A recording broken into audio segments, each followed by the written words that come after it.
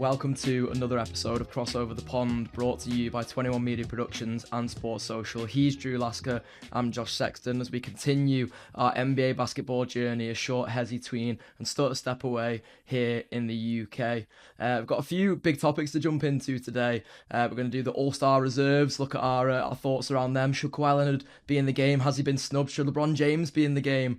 More on that to come from me and Drew. Paul George's ban, 25 games for taking improper medication, so we'll get stuck into that as well, and then a few trades. It's going to be a very Clippers heavy episode. The James Harden trade talk that's just come up overnight for us here in the UK, and a couple more trades have happened over the last few days. We'll dive into all of that in a more deep and meaningful way, but first, Drew, how are you, my man? Yeah, the NBA is heating up, man. We got a lot to discuss on today's pods. And what I've noticed is that specifically with my bold predictions, I seem to be helping people because I made the bold prediction about Washington last week about how they're doing a good job of losing and need to continue. All of a sudden, they go on a winning streak. Before, I predicted that the Indiana Pacers will set the all time record when they were on that 12-game losing streak. And then they started winning. So, who's going to be lucky today? We shall see, but a lot to get into, my man. Absolutely, a lot to get into. While you're giving good luck to people, I feel like mine are just like flat out bad luck for everybody involved, like including me. To be honest, like every time I made a prediction around the Clippers, like it was literally the opposite of my. So mine was the All Star reserves pick last week, where I said Harden and Kawhi will be in the All Star reserves. LeBron won't be. LeBron was neither Harden nor Kawhi will be, and now Harden's getting traded apparently. So I feel like mine's just like real bearer of bad news vibes. But anyway, we'll get stuck into those All Star reserves. So. The latest names that were announced for the Eastern Conference: Scotty Barnes from Toronto Raptors, Jalen Duren from the Detroit Pistons, Jalen Johnson from the Atlanta Hawks, Donovan Mitchell from the Cleveland Cavaliers, Norman Powell from the Miami Heat, Pascal Siakam from the Indiana Pacers, very controversial because they're a very bad team, and Karl Anthony Towns from the New York Knicks. And then from the West, we've got Denny Avdia from the Portland Trailblazers, Devin Booker from the Phoenix Suns, Kevin Durant from the Houston Rockets, Anthony Edwards, I should say, from the Minnesota Timberwolves, Chet Holmgren from the Oklahoma City Thunder, LeBron James from the LA Lakers, and Jamal Murray from the Denver Nuggets. And Drew, like I don't know about you, when the list of names first came out, the two who sort of stood out to me in both conferences were LeBron and Pascal, as like probably not had good enough individual seasons really for my mind for them to be in there. There's guys who I think have had better individual seasons who I'd have in over both of them, but like I don't know what goes into All-Star voting necessarily. Like, I can imagine LeBron just being like a popularity pick. LeBron is the biggest superstar in the NBA still, as much as we can all try and, deny that. And Steph Curry is of course, up there and in that conversation. But LeBron just is the biggest name in the NBA. He's the most famous person in the NBA. So, in that sense, like, I guess a kind of worthy addition if you are boiling it down to popularity contest. But like in terms of what these guys have brought to their teams this season, LeBron has not brought a whole lot really. Like the Lakers are good, but the Lakers have mostly been good because of Luka Doncic. You can argue that LeBron obviously helps out on a night-to-night basis in terms of all the unselfish and maybe the things that don't necessarily show up in the numbers that LeBron James has always done. But then like that then brings me on to like Pascal Siakam as the thing of like the Indiana Pacers have won so few games this season. Like, how can you, with a team record like that, with then if you think about it from the point of view of like, well, what's Pascal Siakam brought to the Indiana Pacers? I mean, not wins. So these two picks especially have left me very confused. How about you? Yeah, every season there's going to be someone who got snubbed, and then it always seems to work itself out because there's always one or two players who get plugged in because of injury. So we shall see coming up here soon. But the ones that stuck out to me, the LeBron James thing, I'm not too bothered with that just because like it's an all-star game and it's always been household names and it's always been a popularity contest. So I'm not the only way that you could talk me off the LeBron ledge is when you begin to compare it to Kawhi. But if LeBron is standalone, I don't have a problem with that. Like when I look at the overall list, the biggest thing that stuck out to me is I wonder how many times in NBA history that we have guys named all stars who, number one, don't have a winning record, but number two, aren't in the playoff picture. In the past, I'm sure that when those players fit those categories, it was superstars, right? I've never seen guys that aren't household names that make the All-Star game who aren't even in the play-in. Or but we got to go. We just have to say playoffs, right? Because the play-in didn't exist. So when you look at Pascal Siakam, when you look at Denny over at Portland, and the one that really is just having me scratching my head is Pascal. And so I went and looked at his numbers and tried to see, okay, maybe he's doing something that we haven't paid attention to this year. So I went and looked at his scoring. Well, it's the second highest scoring of his career. Last year, he was at 20.2 points a game, and they made it to the finals. You look at this season, you lose Halliburton. You would think that he is, the second option, so he's going to get the first option touches. So I'm expecting those numbers to jump up to 28 or better. Well, they're only 23.8. So they've only jumped up 3 points a game. So I'm really confused because it's not like he's exploding with numbers and the team is doing horrible. They're the second worst team in the NBA at 13 and 37. Okay, well, let's look at his 3 point percentage. He must be, a career high. Nope, this is only his third highest percentage of his entire career. Well, okay, let me go look at maybe free throw percent. Nope, he's having the third worst free throw shooting percentage of his entire career at 69%. So you're not having career numbers. Your team is losing, one of the worst teams in the league. You lost your superstar. Your numbers aren't up there in the top five in scoring. That is a head scratcher to me. I am really confused how Pascal made it on that list because he isn't a superstar. He isn't a household name. So he isn't in the category of LeBron James where we could say, okay, he's made multiple all-star games. He is going to bring bums on seats. I don't think anyone is going to lose any sleep. And respectfully, if Pascal Siakam isn't there at the all-star game. So yeah, that one to me is really jarring. Yeah, absolutely. And I've got a little list here of what people are sort of widely considering as the notable snubs for this game. So in the East, Michael Porter Jr., Bam Adebayo, and Joel Embiid, which like I can kind of take or leave on those three guys. Like I understand the argument for Pascal Siakam. I think is very very strong, and I was definitely surprised to see that name on the list. I've seen a few people arguing that like Norman Powell shouldn't be in there, which I don't agree with.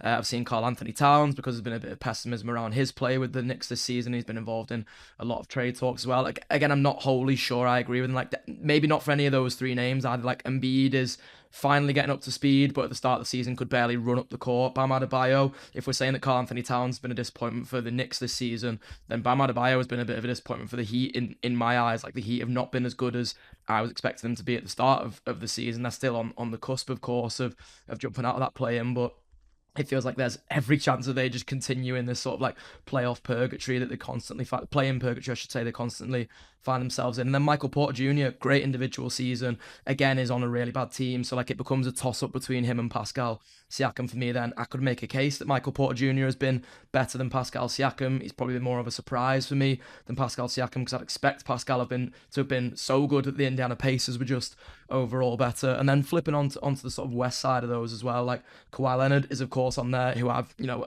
it's hard because it's like hard for me to remove my bias as a Clippers fan, but I just think he should be on there over LeBron James. Like I think that's an absolute no-brainer to me. Even if you want to do it, but down to like it's at the Intuit Dome and he's the home team for the home court player. Alperen Şengün as a snub. They've got James Harden on this list as well, this underdog NBA with their sort of shortlist. I can see why Harden's missed out.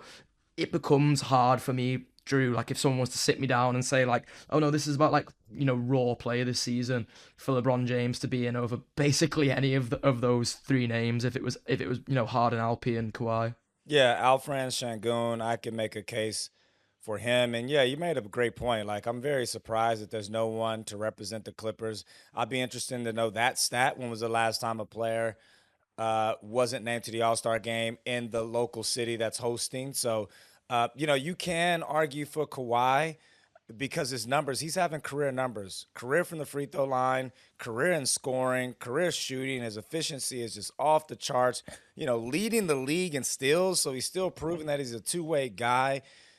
So, I mean, if you want to compare it to LeBron and you want to say, well, he missed too many games, well, he's actually played more games than LeBron. LeBron missed 14 games at the start of the season. So that argument doesn't really hold any water. To me, it's something deeper than Kawhi. Maybe he's being punished and coaches aren't rewarding him just because of, what he's put the Clippers organization through. over these last couple years of how he's changed the NBA, because we could argue that this 65 game rule in order to receive individual accolades is because of Kawhi, right? We could argue that. So, maybe there's a grudge against him about that, and you don't want to reward a guy who you don't know who's coming or going, and not a guy who is really promoting the NBA. And then we got to think about all that Aspire stuff from the summer. So there's a lot of fog around Kawhi, which I can understand. And then also you have to imagine that they got off to that bad start, even though they're playing well now, and it is because of him. Maybe when you kind of put all those things in the package, that's probably why. But I mean, you say Michael Porter Jr. As I flip over to the East, and it's either him or Pascal. You can't have two Yeah, guys that's on the two worst teams in the NBA. So, I could even argue for Michael Porter Jr. over Pascal, but for me, the guy that you didn't name is Brandon Ingram. Like, where's he? true. Because Yeah, you look at the Toronto Raptors, who are number fourth in the East. Last year, the Raptors were 11th. They finished 11th. They didn't even make it to the play-in. And Brandon Ingram was out for most of that season with that blood clot. So you can argue that the addition of him in his presence, maybe his numbers don't blow you away, but of course he's contributed to them moving up 7 spots in the standings. So for me, they got to have one more guy on that team besides Scotty Barnes. So, I can argue for Brandon Ingram, but man, I'm still scratching my head on Pascal, to be honest.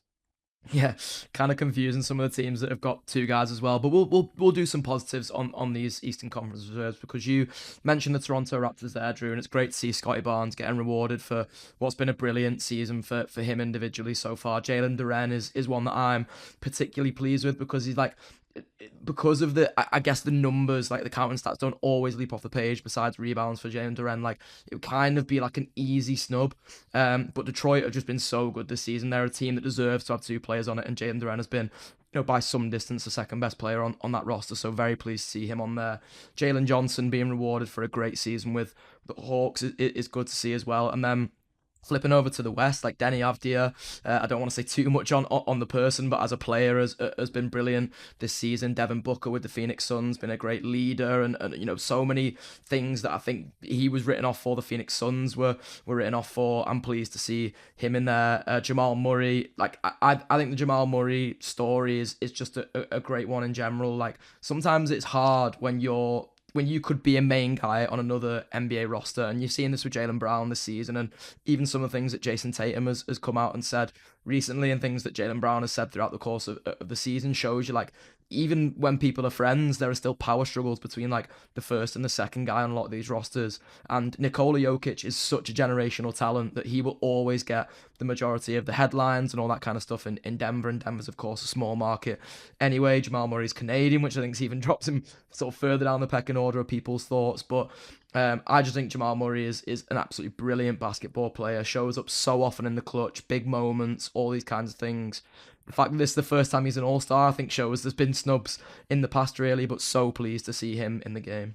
Yeah, I mean, it's great that you brought up Jalen Duren, because when you look at the Eastern Conference, name me a center that's been playing better than him. Nobody. So he deserves that I number. might even struggle in the whole of the NBA besides Jokic. Like, I I don't know mean, if you call Wemby a center, yeah, but you could argue Wemby, but I could actually take it a step further and say that he is the best American center in the NBA right now. That would yeah, be fair, right? He's outplaying yeah. Anthony Davis, so he deserves that plaudits.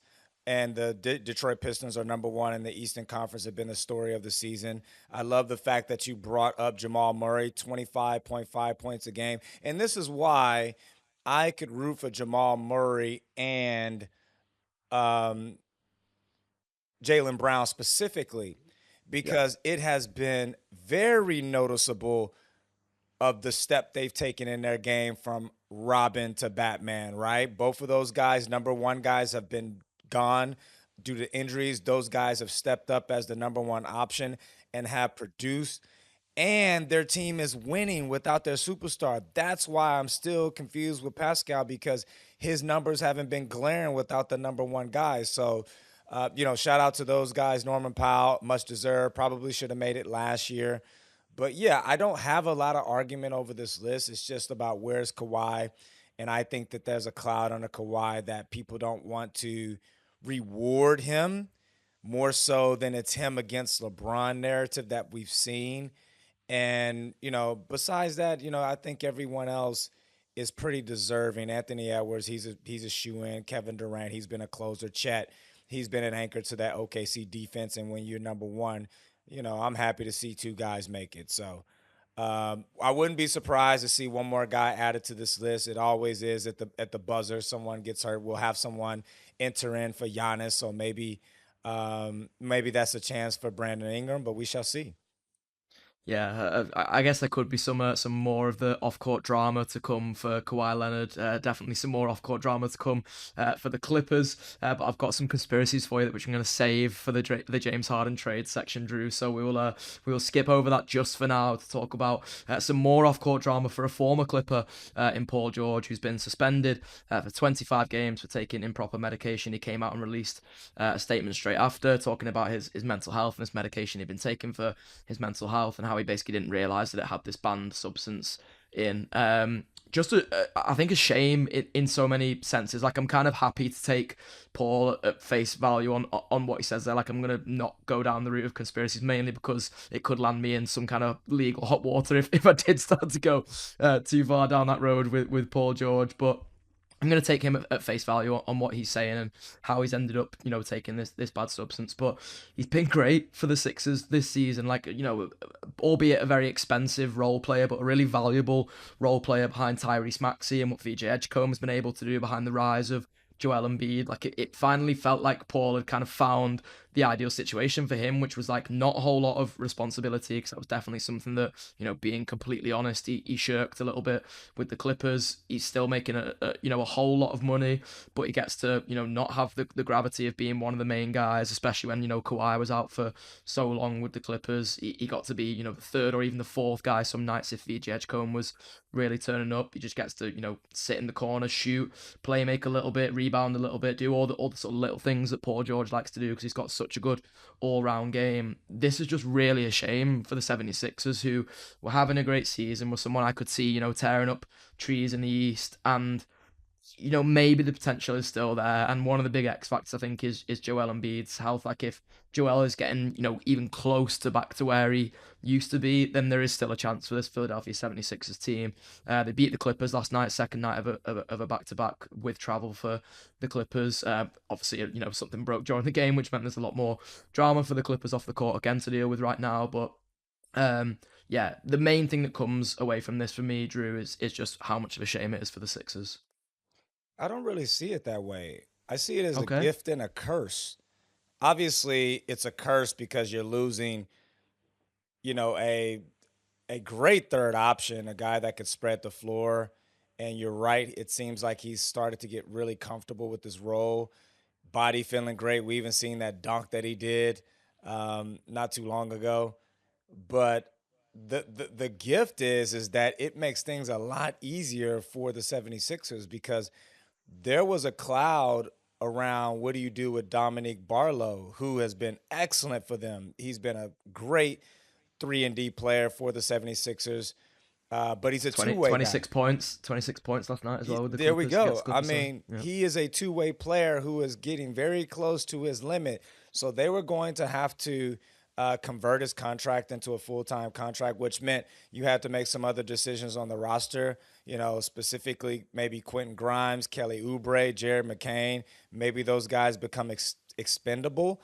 But this changes the game for the 76ers because you go from being 5.9 million above the second apron in tax to now all of a sudden they're 1.26 1.2 million below it, the luxury tax. So from a financial standpoint, you save a lot of money, and that money actually allows them to add an additional player after Paul George's fifth suspended game. So this gives them a lot of flexibility with the roster, of flexibility that they didn't have before. They didn't have the money to bring in another player.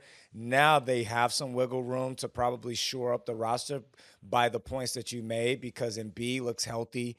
He looks great. This team is playing well. Maxi's the number one guy. And it's like, maybe if we had just another rotational bench piece, we could be on to something. So this actually helps the 76ers massively. You almost want to think it's a conspiracy, but obviously I don't believe in conspiracy theories. But, from Paul George's perspective, very expensive mistake. He loses 12 million from this mistake. And as you mentioned, we have to take his comments for face value. That is, he was taking supplements for mental health. I'm not here to argue that.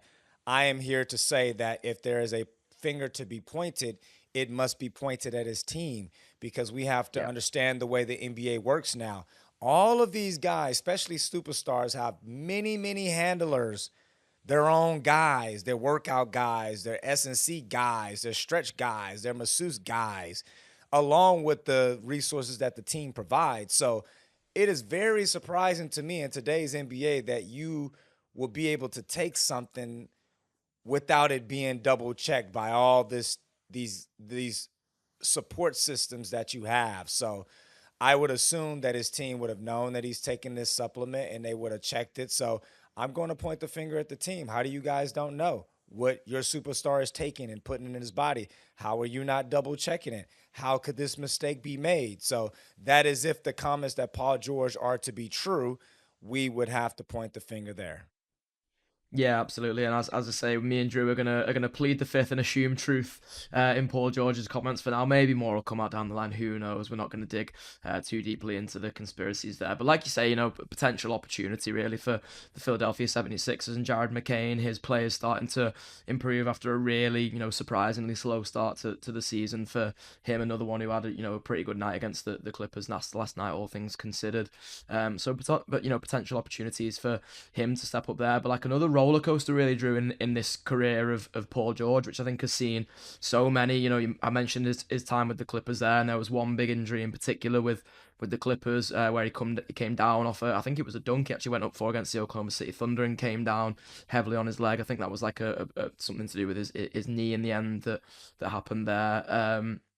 Something to do with ligaments. He had the horrible injury with the Indiana Pacers back in the days when he was known as like the LeBron stopper and all those kinds of different things. A great time with the Oklahoma City Thunder in between, but potentially didn't get quite as far as he wanted to with Russell Westbrook before he was traded away to the Clippers. So just another like in a career full of ups and downs, another real down point for Paul George. And it's sad to see because when we talk about the All-Star game before and we talk about these household names, and I saw people like online and in sort of little dispatches the other day being like there's not enough household names in the All-Star game and stuff now, and I'm like, at some point there has to be. It's like when an NBA team goes through a rebuild. Like I heard someone talking about this with the Bucks recently, and Giannis, like everything, all good things just have to come to an end at some point, and you're gonna get to a point where all these household names and all these guys that were drafted in, the pre 2010 era, who you loved for so many years, are gonna have to retire at some point. You're gonna have to make way for the new age, but like it's a sad way of like seeing these guys come towards the end of their careers. And listen, I'm sure Paul will come back from this, and I'm sure he'll contribute to a team again at some point, whether it's the Philadelphia 76ers or whether it's elsewhere. It's just kind of sad to see another one of those guys from that like what we would classify as like the prime era of the NBA, at least in the LeBron sort of Steph Curry era, another one of those guys having like a real down point of his career. Yeah, it's the NBA's job to create household names. So that's why it's a good thing that we get new names, fresh blood entered into the All Star game. I mean, it's based on performance. You have to perform, but you have to reward those guys because once upon a time, the household names was Shaq, Kobe, Tim Duncan, KG. Everything changes over, and now it's, LeBron and it's Steph Curry and all those guys, Carmelo and D Wade, and you have to be. It's a will, The NBA's job is to create those names. So, I don't really buy that argument there. But Paul George, when you get to the end, him and James Harden legacy is going to be very tricky to kind of explain. Yeah. Yeah, well, that gives me the perfect segue into James Harden talk because it broke during the Clippers game against the Sixers last night, which just feels all kinds of ironic. Really, I think it definitely overshadowed things in the end. Like people who were in the arena, a couple of journalists and stuff who are friends of mine were saying like the atmosphere was just so strange from the minute that news broke. It's one of the funny things about the NBA really is that there's so many games that generally stuff like this can happen during a game. You get people getting traded during games. I think Trey Young, literally the other day, while he was, even though he was in street clothes, he got traded to the Washington Wizards while he was in the arena with the Atlanta Hawks. So you do see strange things like this happening.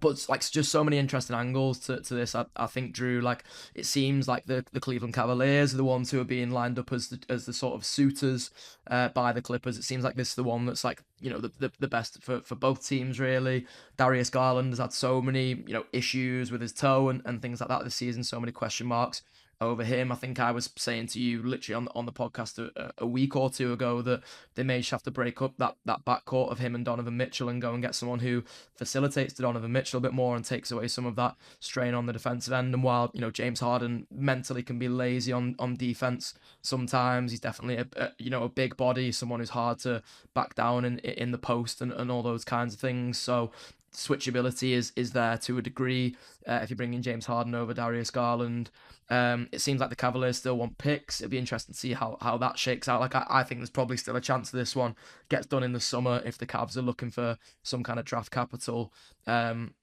But just interesting, I think, Drew, for so many reasons. I can see the fit with Harden and the Cavs. I can see what Darius Garland brings to the Clippers as well in terms of starting that new era and not starting it with an old guy like James Harden. And, they'll eventually get off Kawhi's money as well. Clippers just absolutely tunnel visioned on having all the cap space in 2027. But if they can, kickstart it with a young guy like Darius Garland, then I kind of think I'm happy with that, at least as a Clippers fan. Yeah, I'm just gonna focus on the James Harden side of things, and yeah, I think you have to break up that Darius Garland just because he's not healthy, and Mm, James Harden would be a better fit because you would continue to get your playmaking when Donovan Mitchell goes to the bench. Donovan Mitchell, by the way, has been doing a much better job of playmaking this year. But then also, you get someone that can get to the free throw line, and an area that Cleveland has struggled in all year is free throws. Like yeah. they don't get there a lot. They don't shoot it well. They're currently ranked 19th in free throw percentage. James Harden's having a career year, 90% from the free throw line, and he's a free throw merchant. He knows how to get there, and we understand that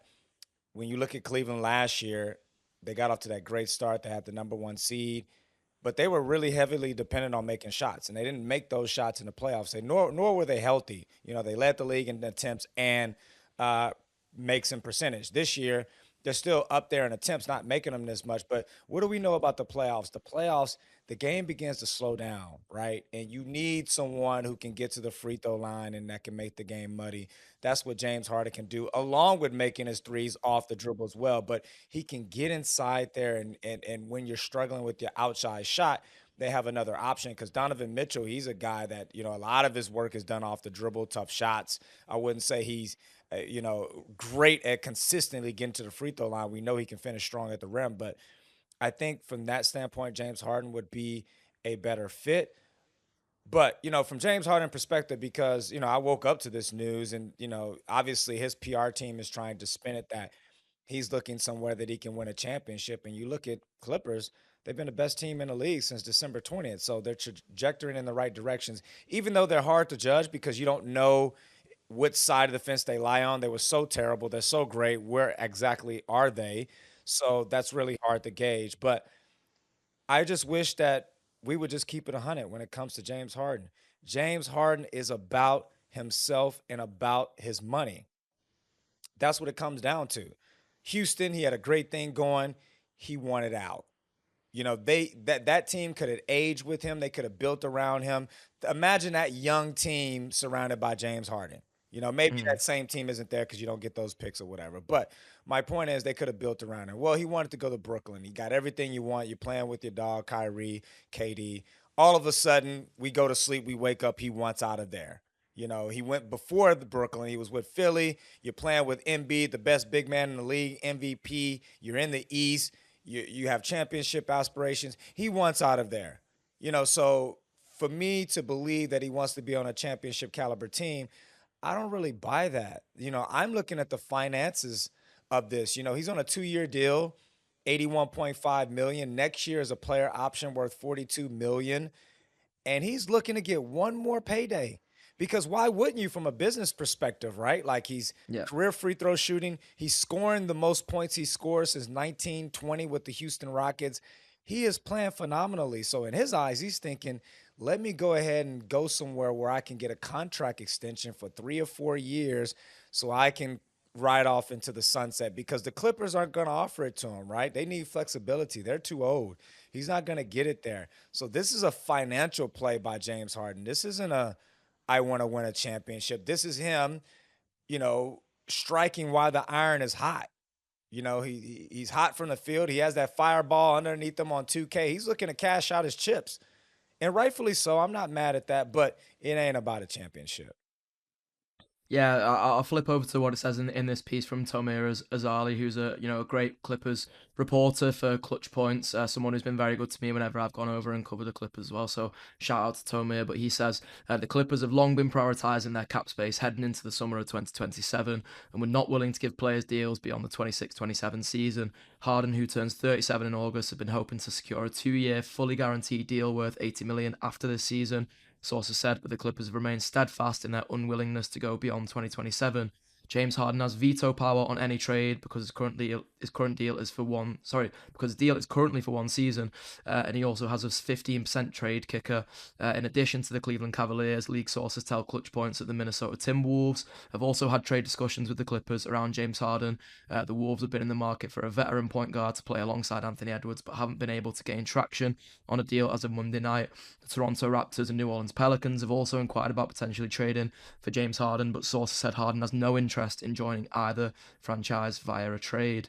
So look, really interesting in loads of senses, Drew. The talk that's coming from the sort of trade side in terms of like what would be discussed between the Cavs and the Cavs and the Clippers, sorry, for James Harden and Darius Garland, is that Cleveland was looking at that 2030 pick that the Clippers have and potentially some kind of pick swap. If I'm the Clippers front office and like being a Clippers fan as well, kind of don't want the Clippers to be giving up draft capital. And like I understand that it's very hard to trade James Harden for Darius Garland straight up, but if I'm the Clippers, I'd almost be like sat in that negotiation being like, that toe doesn't seem very good, and like these injury issues with Darius Garland, like if we're going to be betting our sort of franchise future to an extent on a guy like Darius Garland, we have all these concerns about these injury problems. We've dealt with loads of guys with injuries before, and just be really playing on that to see if you can kind of try and steal this away without any first round picks trading hands, because the Clippers have been stung too many times now trading away draft picks for guys and it not working out, and especially for reasons of health. Yeah, that's a great point. I am not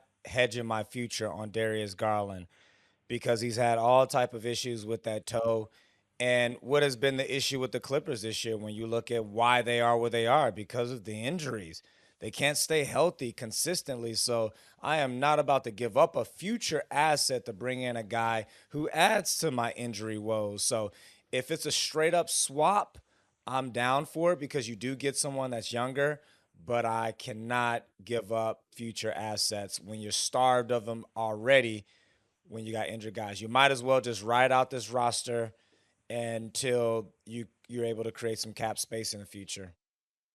Yeah, absolutely. Well, hopefully Cleveland have listened to this podcast and they decide that, like me and Drew say, James Harden is such a great fit for that franchise. I'm sad to see it end like this. Like James spoke about, retiring a Clipper, and like you say, Drew, it's clear that he's doing this to go and get his bag. Tomei says in the piece there that he wanted a fully guaranteed 2-year, 80 million deal. He knew what the situation was with the Clippers. The Clippers are tunnel visioned and getting off all that money in 2027. So I am sad to see it end like this. James Harden was a great Clipper. I don't think it kind of ends in the same way that it did with like Brooklyn or Philadelphia. Like he's not going to go with the ill feeling of Clippers fans. I don't think, I've not spoke to an awful lot of them. I'll be doing my Clippers podcast with James Warner, who's a friend of mine, tomorrow. So we'll maybe dig into a little bit more of that and get the thoughts of more Clippers fans there. But, in my eyes, he's not going with ill wishes or anything like that. Like, go and get your bag if somebody else is going to give you that extension that you want. But the Cavaliers have been doing some more retooling around the fringes as well, Drew, trading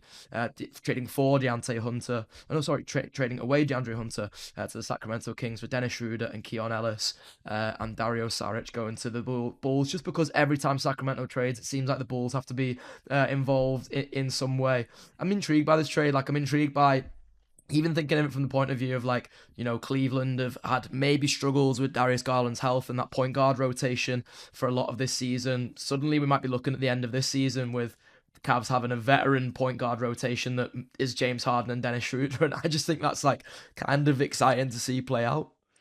Yeah, I mean, that just tells you that Darius Garland is on his last days, right? Because you got Keon Ellis and you got Dennis Schroeder. So that makes things very clear. Yeah, I mean, I'm still trying to figure out why Keon Ellis is so coveted, or why Sacramento thinks that he should be coveted by other teams. So I'm interested to see what he can actually provide. Dennis Schroeder, he provides you great backup minutes. He brings a little bit of grit, which Cleveland needs. They need a little bit of grit to that team. DeAndre Hunter is the big story in that trade, and he wasn't happy there. I mean, he was coming off the bench. He was starting when he was at Atlanta, top 5 pick a couple of years ago. But he's starting to look at his situation, and so I don't know the intricacies of it, but I wouldn't be surprised if he actually asked out. This actually helps Sacramento just bring in a future piece, younger piece, and start building for the future, because we know that they are a team full of, I don't want to use the word washed up. That's harsh, but like superstars who haven't really contributed to winning. We'll go with that Yeah. one. So let's start to build on our future. And DeAndre Hunter is a great three-man in the NBA. He's not shooting it particularly well, but we know he could do a lot of small things. And for Sacramento, it's just we got to bring some more energy. We got to bring some fresh blood into this thing, because right now their season is going nowhere. Yeah, I'm interested to see the Keon Ellis thing. To be honest, it was obviously when he was, playing in that sort of smaller role last season that he became a bit more coveted. Like, I'll be interested to see now that he goes to a winning team in a winning situation. Do you get more of those sort of 3-and-D qualities? I'll be interested to see what the minutes look like and all those kind of things. Like, I quite like it for Cleveland. I quite like it for Sacramento. It feels like one of those trades where, like, all teams win, and the Bulls have won, picking up Dario Saric and 2 future second round picks, and not really seeming to give up very much in the process of doing that, really. So, interesting one from all sides. The only other trade we've got to report on so far, Drew, is Vic Krejci going to the Portland Trail Blazers for Duop Reith. One which I've just been on ESPN to see like what they graded it, and they graded it a B for Atlanta and an A minus for Portland. Vic Krejci is someone me and you gave a shout out to on the podcast last week, funnily enough, sort of talking about how good he's been for Atlanta this season. I'd be interested to hear from your friend Coach Ryan Schmidt whether this will be a big miss and what he thinks Atlanta are getting in terms of Duop Reith. They get 2 second round picks in the process of that as well. So again, like, just a trade that feels like kind of both sides win. These aren't like exciting trades that we're talking about yet. The James Harden one would be very exciting, but good to see the NBA trade wheels at least starting to get a little bit greased. That they're creaking into gear finally. Yeah, this is two perspectives from these teams. For Atlanta is business, because you got Crit there, and you don't really need him. He has become expendable because you have Kispert on the team. So you could argue that they're kind of redundant in that position. So you're able to get some assets for yourself with Atlanta, a team that's continuing to build around Jalen Johnson. So not mad at that. For Portland, this is a trade for need. They are last in 3-point percentage in the NBA right now. And so they're looking at this situation like, okay, we know we could build around this small little core that we have. And we've proven that this could be our future, because before this little losing streak that they had, they were one of the hottest teams in the NBA. They were 8-2 in their last 10 games. So if you add a little bit of shooting, which is going to create more space, for Denny, is going to create some more space for Shade and Sharp. And now those guys will be able to really operate in space. And so Crit comes there as as a bona fide shooter. I saw it with my own eyes when Atlanta played the Clippers and he had a season high. He had, 6 threes in that game and was incredible. So he is a necessity for the Portland Trail Blazers, who need 3-point shooting, who are last. Atlanta, it's business. Absolutely, yeah. The business keeps ticking on, but we'll keep our business moving here as well, Drew, and we'll flip over to our understated stories and bold predictions. We'll start with understated stories. Do you want me to take the rock on this first? Yeah, I got a small feeling we're going to be a little bit redundant here. I'm interested to see. You go first. Okay, well, there's obviously been a lot of Clippers talk, and unfortunately, listeners, I am going to keep that going on this one. But like, it was just a great fan moment that I think may have been missed by a lot of sort of wider NBA fans last week because the Clippers social media team really got onto this. But there is a reporter or a sort of fan journalist, I guess you'd call him, called Rob Flom, who contributes to the 213 Hoops podcast. It's a podcast that I'm really fond of. They do some great articles and things on there as well. I'm subscribed to their Patreon. So it was kind of funny seeing this gain like as much traction as it did because it has penetrated into other fan bases just a little bit. But basically, he was involved in it in like a innocuous conversation a little while back where after Ty Lue said that the Clippers are going to go 35-20 to finish the season, he was involved in a conversation with another Clippers fan during that time, and this Clippers fan said, the Clippers could go 15-3, and Rob Flom replied to this and said, "If the Clippers go 15-3, I will print this tweet out and eat it." And then what happened? The Clippers went 15 and Of 3, course they did. and luckily, Rob Flom is a man who absolutely stood by his word on this. So on the Clips and Dip podcast, which is part of the 213 Hoops family last week, Rob Flom printed out his tweet and he ate it. And Did I'll have to he? send Wow. you the clip, Drew, because it's like it's just funny to watch. But like mainly like these are the reasons that people are sports fans. I think is for these like funny little fan moments, funny little moments of like community where we're like we're being positive, albeit it was coming out of like a Clippers fan kind of talking down on the Clippers a little bit. But like that's what's kind of funny about this. Like we all talk down on our teams sometimes. We're all a little bit down when the chips are down and when things aren't going very well. But it's still nice to see like people positively interacting with each other, especially on the internet these days, which like so many of these conversations end up being so toxic. I just thought this was like a cool little thing to end. Like this pod's been a little bit up and down for the Clippers, missing out on All-Star games, former players getting drug suspensions, James Harden getting traded away. That I thought I'd just sprinkle one last little bit of Clippersness in there, and some good fan feel and some optimism to end this You need comic relief during the NBA season. It's 82 for games, sure, it's 8 or 9 months. Like it can't all be business and basketball. You need some fun thrown in there throughout. So that's a great moment. I actually did see that, and I saw Ty Lue's press release, but I didn't see him actually in a tweet. You're gonna have to send that to me. Great stuff for there. But sure, since you focus on the West Coast, I'm gonna fly over to the East Side and focus on my underrated story that's beginning to get national attention, and that's the Charlotte Hornets, who just featured on Amazon Prime, introduced themselves to the world, and defeating the San Antonio Spurs. And currently, right now, they're on a 7-game winning streak, even coming back from 22 points last night against New Orleans. And all of a sudden, the Charlotte Hornets are one win out of the play-in. They beaten San Antonio, they beaten the 76ers, and they even beat Denver in January. So we got to start looking at this team with some serious eyeballs. And shout out to Charles Lee, because when he took the helm last year, I actually watched a couple of their preseason practices. You know how like NBA TV gives you access, and he was really installing great fundamentals, great habits, then specifically on the defensive side, holding guys accountable. And so you're starting to see all of that pay fruition at the moment. And, Con Canuple, we got to give him a shout out. I mean, he is what a having player.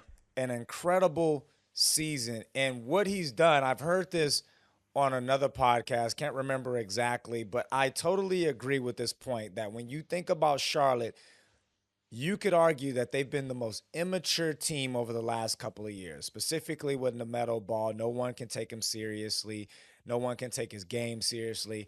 But all of a sudden, Canupo is coming there, and those guys have to look back and say, oh shit, we got to step our game up.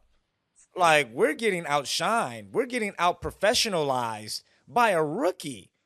And so before they begin to build the franchise around him, which I wouldn't be surprised if they still do, but it's woken that team up. And now all of a sudden, you got to look at them and take them seriously. And so guys like Mal Bridges, Brandon Miller, LaMelo Ball, they have a great core that they can build around. They just got name slips my mind. Played with the Celtics a couple of years, had an ACL. They just got him back from his ACL knee injury a couple of games back. So, shout out to the Charlotte Hornets who's making noise, and shout out to Brandon Miller, who was just named Eastern Conference Player of the Week last year. Yeah, sorry, the name slipped my mind there as well. Grant Williams. Grant That was, Williams, yes. I was like nearly there, and then it was like I was like, do I pull the trigger on this? But You got it. yeah, we That's got it. that, we got there Yeah. in the end. Yeah, shout out to the Charlotte Hornets. They've become one of those like league pass teams where like sometimes I'll see that they're in a really high scoring game, and I'm like, I'm just gonna flick that game on because they're so fun to watch. And like, yeah, we've said about a bit of comic relief in basketball. Sometimes I think LaMelo Ball is absolutely that. I'm not sure if he'd be grateful for that description, but some of the stuff that he does on the court is, at the very least, funny and sort of optimistic, if nothing else. So we'll flip over to our ball predictions. I'll hand the rock to you for this one first, Drew. All right, well, I'm going to dribble, step back like James Harden. In my bold prediction, I'm going to go back over to the west side and I'm going to stay in California and I'm going to zero in on the Sacramento Kings, who are now on a 9-game losing streak. But ironically, just like I mentioned of the Charlotte Hornets, they make their debut on Amazon Prime on Friday night. And I'm going to predict a win to end a 10-game losing streak because I'm predicting they will lose to Memphis on Wednesday night, and they will beat the Clippers at home on prime time and make Josh sick to his stomach. But some numbers here. They've been on national television 4 times this year. They're 0-2 on NBC and Peacock. They're 2-0 on NBA TV, and they make their prime debut, and they're going to go 1-0, baby, and end the streak. And shout out to DeAndre Hunter, who's going to be able to sit in the nightcap and interview with Taylor Rooks and company. I'm calling it here now. Sometimes you want to watch the world burn, Drew. It feels like you're trying to ruin my weekend before it's even started. There, Super Bowl weekend, Drew. Come on, I'm meant to be celebrating. You can't be bringing those bad vibes to my world. I'm gonna sage the room after I've done this podcast. Make sure we're wafting away those bad vibes. I don't see that happening personally, but I'm not gonna say that's my bold prediction because every time I've made a bold prediction about the Clippers this season, it's been really bad. So I'm gonna make a trade prediction. This is one that will could just fall on its flat on its face straight away. But I mentioned about Karl Anthony Towns. Been a little bit of pessimism around him and the New York Knicks this season. I just think there's still big trades to come. Like I've had this feeling for a little while now. I remember predicting on a podcast a few months or weeks ago that Kawhi Leonard I thought would be traded. That was when the vibes were really bad around the Clippers. Kawhi stepped up from there. The Clippers got much better. I can see why Kawhi is still with the Clippers. I just wonder if New York thinks like Detroit are a better team than us right now. We're a team who's made a lot of big swings already. Is there something we can do that sends Karl Anthony Towns away, that brings us back something we like just a little bit more, something that fits just a little bit more with this team? So I'm going to predict that before tomorrow's deadline, 8 p.m. UK time tomorrow, that Karl Anthony Towns gets flipped. It's bold, but that's why they're meant to be bold. Wow. And it will be an all-star getting traded before the all-star game, which I'm sure it's happened before in history, but I don't think it's very common. So that would be an interesting locker room. But yeah, I mean, that wouldn't surprise me at all. It just seems like he hasn't been the answer for New York because he's just so up and down. Only 19 points a game so far this season. And right now, you got to like your chances with what Detroit is doing. Yeah, the vibes just seem a little bit like even on this like winning streak that the Knicks have been on now, like the vibes just seem a little bit off. It's strange, and I think Cat's like one of those really mercurial stars where he can just kind of come and go with the wind. And I know he's obviously been through a lot the past few years sort of off the court too. So I do have a lot of sympathy for him in that sense. But yeah, I just have it in my head that like if there's a few big levers that need to be pulled before now in this trade deadline, if there's a Giannis lever to be pulled potentially, and we all know that he wants New York as well. I think it's tricky for that one to get done before the summer, but maybe New York start preparing for some of that Giannis money to come in and clear up. So yeah, I'll go with Karl Anthony Towns to be traded. But that's been a pretty bumper episode of Crossover the Pond this week. So thank you to Drew for sticking with us through all these big talking points. Thank you to you guys for listening. All that's left for me to do is hand over and say, Drew, lead us out. Yeah, once again, appreciate you guys for tuning in. We're starting to get some traction every week. Someone comes up to me and say, I'm checking out the pod. I love the pod. So, whatever you guys want us to talk about some suggestions, feel free to head out on the socials and hit Josh and I up, and we will see if we can talk about a talking point or maybe your favorite team. But in the meantime, we'll catch you guys every week as we do. It will be after Super Bowl Sunday. And before we go, I'm going to put Josh on the hot seat. You got 2 seconds. Who you got winning, Seattle Seahawks or the New England Patriots? Oh, Seattle, Seattle. I honestly, I don't think it'd be close. Drake May sounds like he's injured, so unlucky, Pates. And I'm going to go with the New England Patriots just to make it interesting. Into the Oh. meantime, we'll catch you guys next week. Have a great week, ladies and gentlemen. Peace out.